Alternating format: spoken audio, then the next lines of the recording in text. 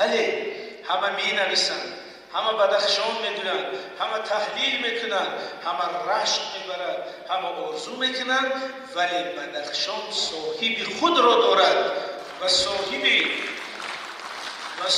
بدخشان انمی مردم بدخشان، صاحب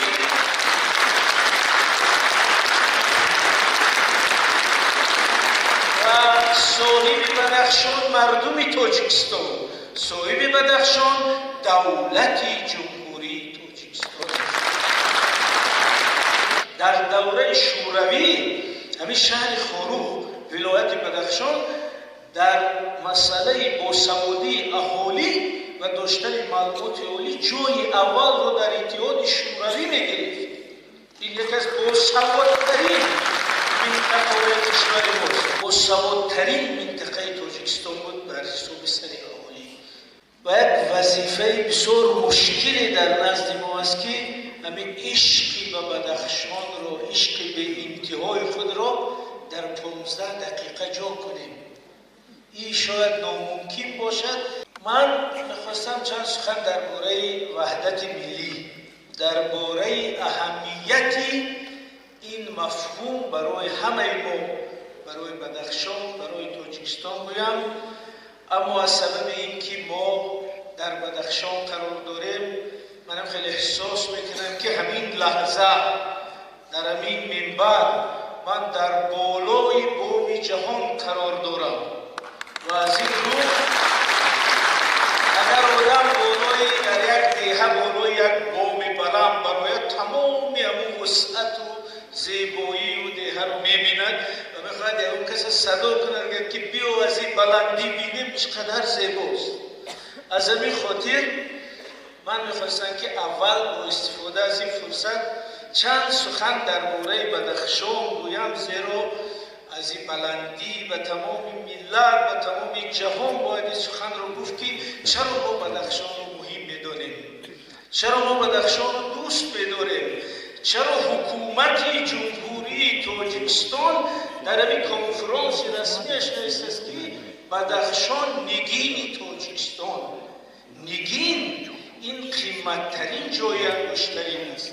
وقتی اگر یک انگشتر رو بها میگذاریم، اگر نگینش سنگ عادی باشد و ارزان است، اگر نگینش الماس باشد او یک انگشتری قیمت است. پس همین نام کنفرانس بیانی دیدگاه دولت، سیاست حکومت در نسبت این منطقه است که بدخشان نگین تاجیکستان است.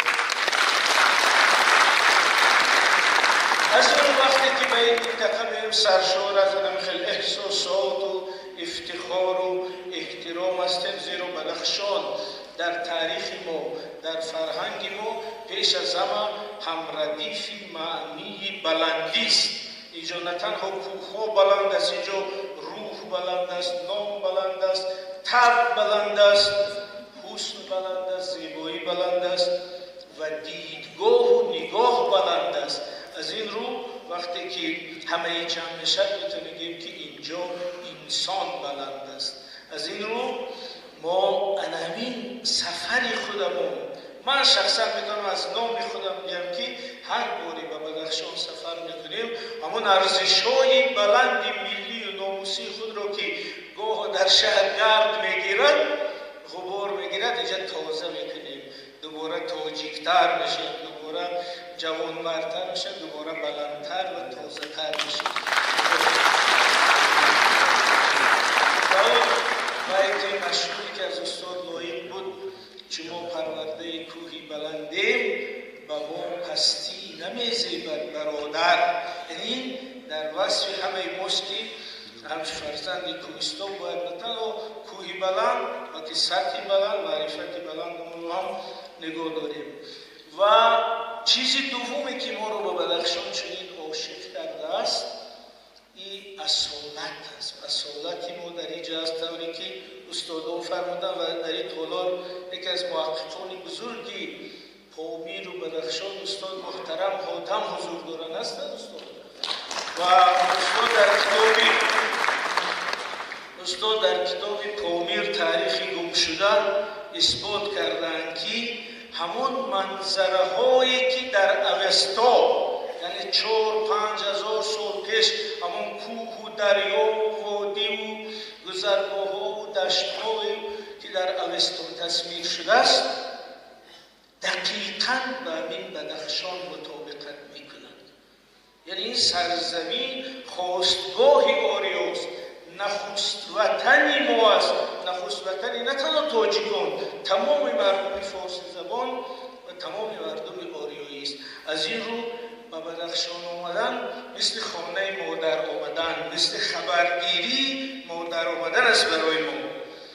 و البته استاد سلیم شاه در کتاب 7 خانه بدخشان نشان داده که این سرزمین همون سرزمینی باستانی آریایی است که آغاز تمدن ما اینجاست. ولی این کوهستان فقط کوه و سنگ نیست و این تاریخ زنده ما، همین ورق سنگ های تصویر شده در وخان که ما دیروز دیدیم و استاد میرخواجه به تأکید کردن که اون باید حفظ شود. آن در اصل یک صحیفه، ببینید شما اگر یگان تخصص خود را خواهد نشان دهید، شما یک سرتیفیکات، یک دیپلم باید داشته باشید. اگر هر ملت خواهد تاریخ خود، اصالت خود، قدیم بودن خود را نشان دهد، باید یک دلیل داشته باشد.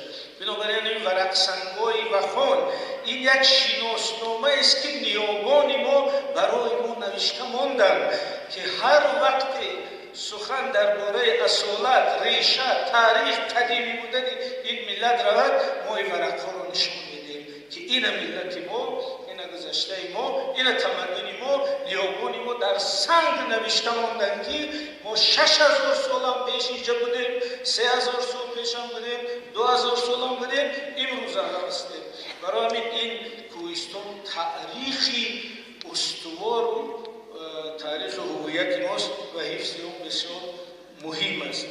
و اگر به زبان علمی گوییم بدخشان عموما کوهستان تاجیک این ذخیره نگهدارنده گنفوند ملت است، زیرا هر وقتی که در وادی ها، در شهرها در نتیجه هجوم سیاست ها ملت ما آموزش می‌یابند، هویت ما زیر تهدید قرار می‌گیرد، باز همون گونه که از کوهستان آب‌های صاف می‌ریزند، دریاها رو پر می‌کنند، باز هویت ما از کوهستان می‌ریزند، دوباره ما رو احیا می‌کنند، دوباره ما رو برقرار می‌کنند.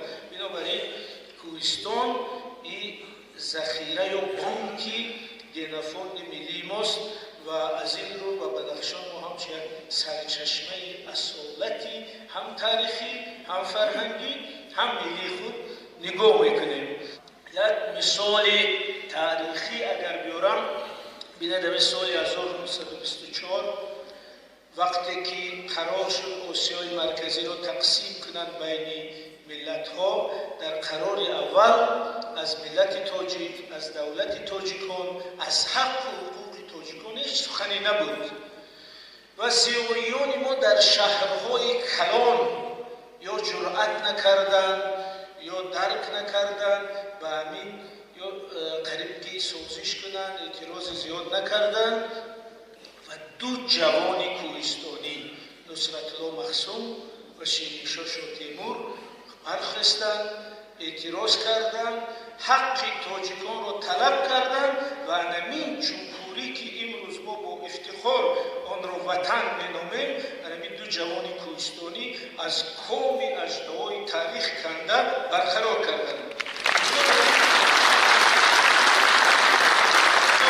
این اثبات دیگر است که اینا هویتشان خراب نشده بود، اینا تن ندادن به این که تاجیکان به دولت مانند.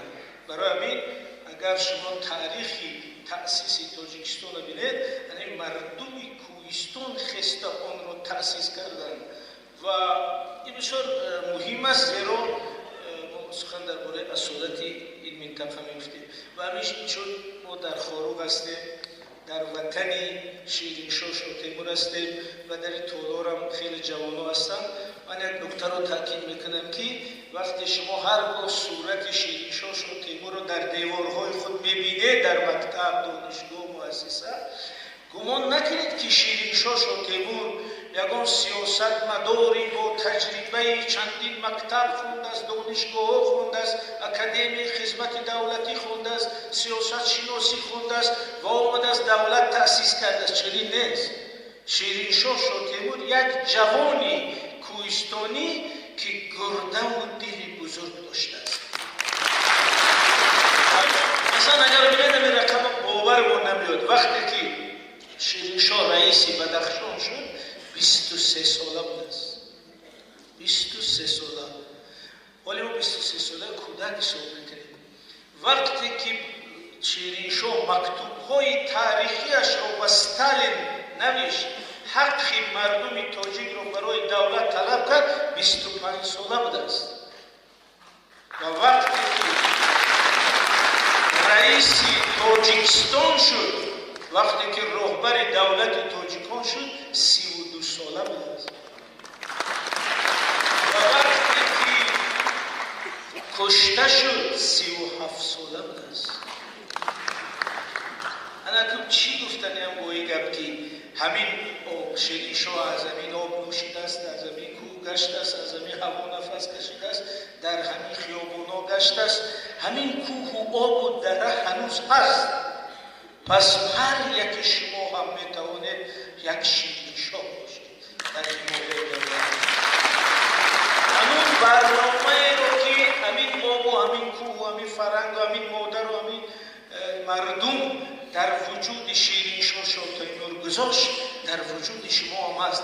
فقط اون باید فعال شود و هر یک از شما در حمایت دولت، در پشتیبانی وطن یک شیرین شاه دیگر. برای همین انتظار نشوید که پیر شویم، خونیم، اکادمی را تمام کنیم، بعد یکم خدمت بکنیم. شیرین شاه فقط با همون گرده و دل و غیرت و ناموس و هویت بزرگش خدمت کرده است، نه با تحصیلات. بنابراین این بسیار نکته مهم است. و در نهایت درباره بدخشان این رو گفتنی هستیم که بدخشان برای ما یک قدرت است، زیرا در ژئوپلیتیک کلاسیکی بدخشان مهمترین نقطه های استراتژیک جهانی حساب میشد و میگویند که هر کسی بدخشان رو دارد روی آسیا تأثیر حل کننده خواهد داشت. از این رو همه عاشق بدخشانند.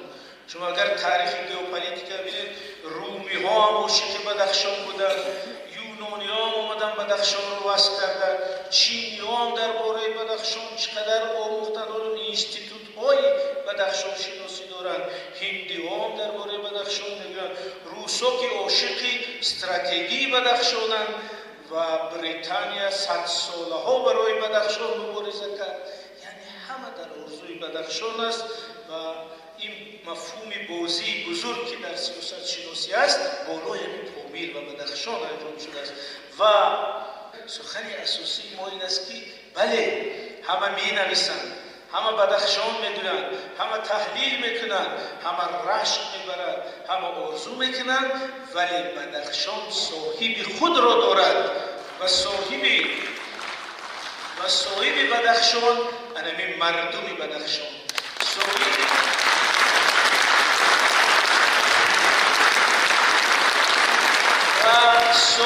بدخشان مردم تاجیکستان، صاحب بدخشان دولت جمهوری تاجیکستان. بنابراین بگذارن نویسند، گویند، تحلیل کنند، رشک کنند، وصف کنند، آرزو کنند، ولی قدمشون اینجا نباشد. این کنسپت و بنابراین وقتی که بدخشان چنین مهم است، چنین حساس است، چنین عاشقان دارد، چنین طلبکاران دارد، فتنه در اطراف آن ادامه می‌یابد. یعنی اونا از آرزوهاشون دست نمی‌کشند. بنابراین برای حفظ بدخشان، برای حفظ ثبات و امنیت و وحدت در بدخشان هوشیاری ده چند ضرور است. زیرا اینجا آرزومندان زیاده بود. از این رو این مرزی که امروز نمایندگان حفظ حقوق، نمایندگان سرحدبانای ما حمایه میکنند، نه تنها یک مرز عادی بین دو دولت است، بلکه مرزی بین ارزش‌ها، مرزی بین دو نوع تفکر، مرزی بین دو جهانبینی هست که ما در آن مثل سپر ایستاده‌ایم. و همین جایگاه بدخشان و رهبریت دولت جمهوری تاجیکستان هم بسیار خاص است، زیرا شما می‌بینید اگر این روندهای سیاسی آخر رو نگاه کنید از همه بیشتر رهبر دولت ما بدخشان سفر و صمیمی‌ترین ملاقات‌ها در بدخشان میشه. بس دیده بدخشان هم بلندی است، هم ناموسی بلند، هم هویتی بلند، هم فرهنگی بلند، هم نام بلند، هم تاریخ. در دوره شوروی همین شهر خاروخ ولایت بدخشان در مسئله باسوادی اهالی و داشتن معلومات اهالی جای اول رو در اتحاد شوروی میگرفت. این یکی از باسوادترین منطقه‌های کشور ماست. باسوادترین منطقه تاجیکستان بود بر حساب سر اهالی. بنابراین ژورنالیست‌ها هستند، تحلیلگرها هستند. اگر مادامی که گیم کی سیمای بدخشان است، کی نماینده این ملت است، کی چهره این منطقه است، سیمای بدخشان شیرین‌شاه شاکیپور بود که دولت را ساخت. سیمای بدخشان میر سعید میرشکر است که ادبیات را ساخت. سیمای بدخشان استاد شمریزاده است که سالها رئیس پایتخت بودند، ادبیات ما رو تحول دادند، استاد عینی را از مرگ نجات دادند. سیمای بدخشان استاد محمد نظرов بودند که رئیس پایتخت بودند. مهربان نظرов بود که اریستوکرات یا اشراف ملی ما حساب میشد. سیمای بدخشان مومن قناعت است که در سطح جهانی همچون شاعر حماسه سرا اعتراف میشه. سیمای بدخشان نظرشایف بودن که وقتی من یادم است که در اجلاس‌ها استاد نظرشایف گپ می‌زدن هیبتش تمام تالار رو فرا می‌گرفت. همه احساس می‌کردن که از همه ما به دانش و فرهنگ و شکوه یک سر و گردن بالاست. لیدر بدخشان جنرال توش محمدov بود که با سیمای خود با شخصیت خود فرد قدرتی فرد تاجیک را نشان میداد. از این رو من خواهش میکنم که در استفاده این اصطلاح باید نمو شخصیت‌های بزرگی که سزاوار این عنوان هستند نام برده شود. بدخشان هم بلندی است، هم ناموسی بلند، هم هویتی بلند، هم فرهنگی بلند، هم نام بلند، هم تاریخ.